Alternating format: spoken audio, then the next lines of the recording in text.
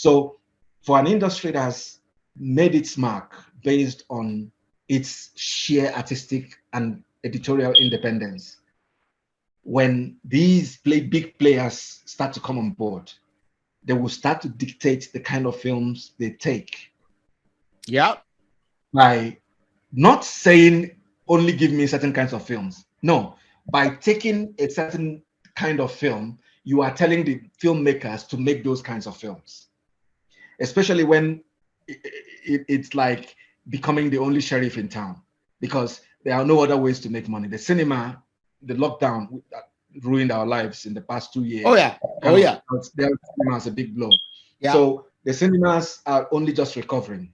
Yeah. Throughout 2000 up until a few months ago, it was just Netflix that was the only avenue to make real money.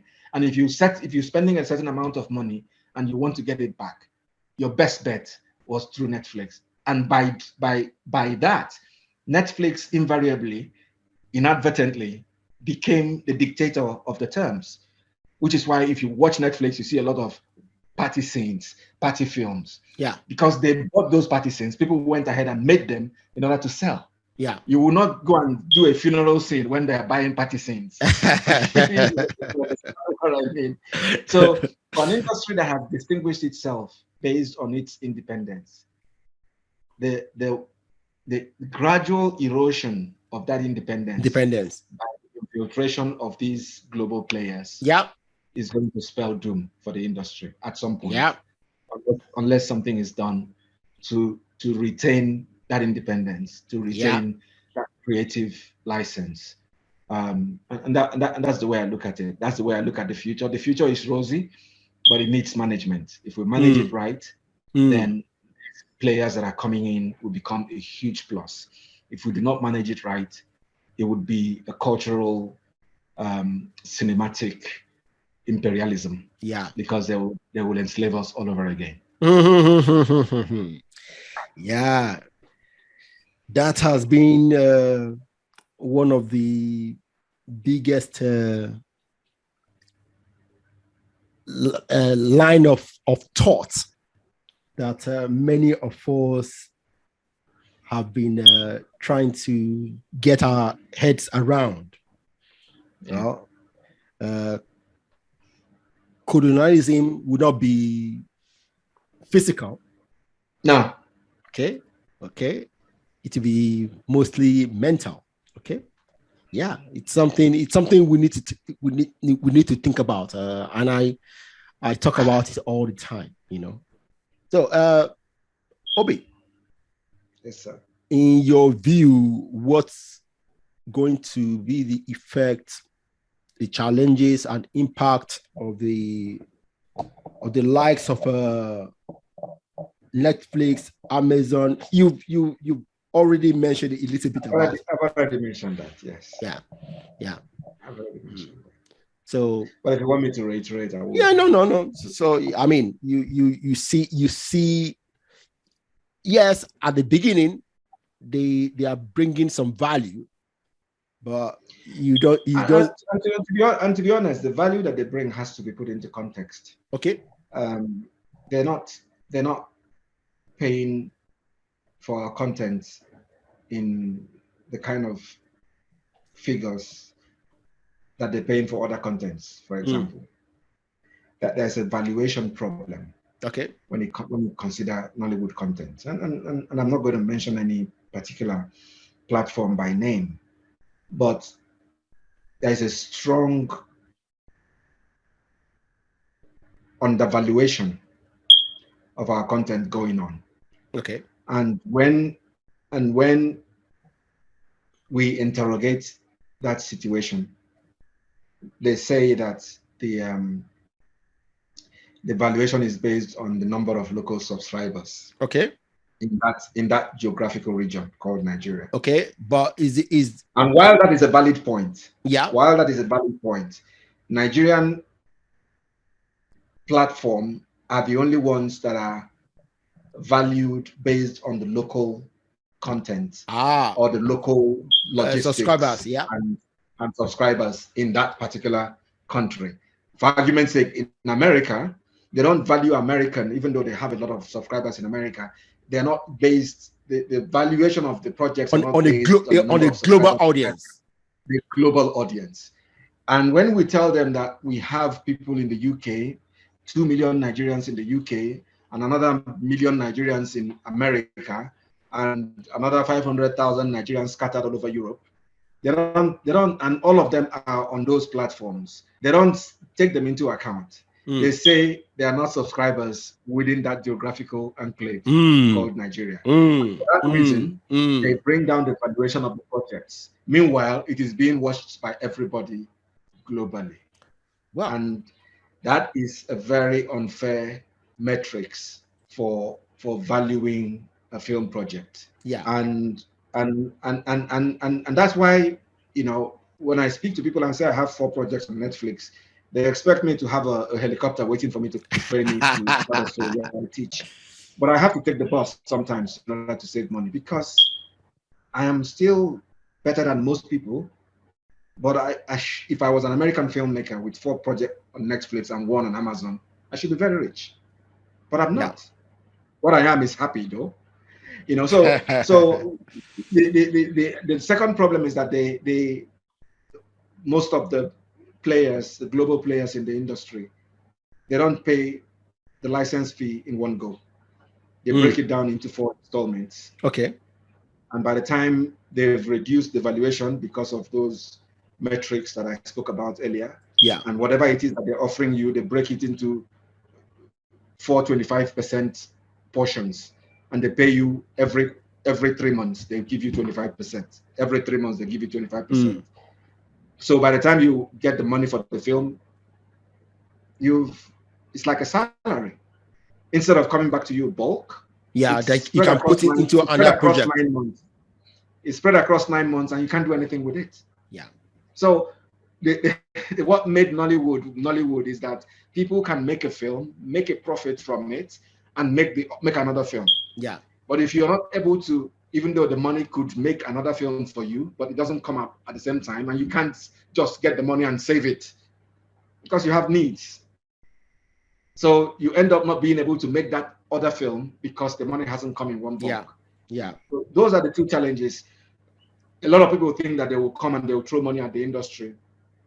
I would say that's not happened at all. So what are our own entrepreneurs doing to take advantage of the global spread of this monster called Nollywood? Because if African entrepreneurs wait and allow the Western streaming services to collabate everything that they can make money off, they will lose. Are they not even considering to do? I mean, Africa is a 1.3 billion strong people on the continent. Yeah. Have they not? Don't you have people who are interested in exploring this? They are. They have been. There will probably continue to be. And I would like to mention a few of them. Baka TV has been around for a while. They're trying to compete at a certain level. Iroko TV, owned by a friend of mine, Jason Njoku, has been competing, trying to hold its own in the face of this very strong competition from global players with deep pockets. Yeah, you know, a few platforms have come and gone because they cannot sustain the fight. And I think it's a difficult fight when you're fighting with somebody who is not going to play fair. Not because that they are not they are corrupt. No, it's because the advantage they have makes them impossible to deal with. As you can see all over the world, Netflix has become a complete hegemony. they've challenged film industries that are established long ago, and they've won. Yeah. They've challenged Hollywood, and they are winning. So where would the African businessman find the money to compete with Netflix on those stakes? You have to pick your fight, and Iroko TV has picked its fight, and they've decided to focus on a particular audience, on a particular kind of films, and they're doing well on the back of that. Okay. But to say that there's a company that would come out and take on Netflix with a bottomless pocket that they have, they will be blown out of the waters. Well, see, this is it. Okay, I believe in economics. Okay, supply, demand. Okay, if it's possible to give African filmmakers $1 million for a project, okay, if it's possible, if it's economically possible, and Netflix or other global services refuse to do it, and then why wouldn't an African service do it if it's possible, in terms of would they get their money back? Yes, that is Okay. the important question. So how would they get their money back? Yeah. Like I said earlier on, the cinema industry has been battered by COVID, and as it stands right now, if your film hasn't made it to any of these platforms, there's a likelihood that you will not recoup your money. So it is not, our people say that you can steal the drum, but where are you going to beat it? If you steal a drum from a village, are you going to beat it in the bush, in the spirit world? So you can spend that money to make the project. Okay. What are you going to do with it? What business formula do you have Obi, my own thing is this. We need to start thinking differently. If it's possible, then we need to do it. Okay.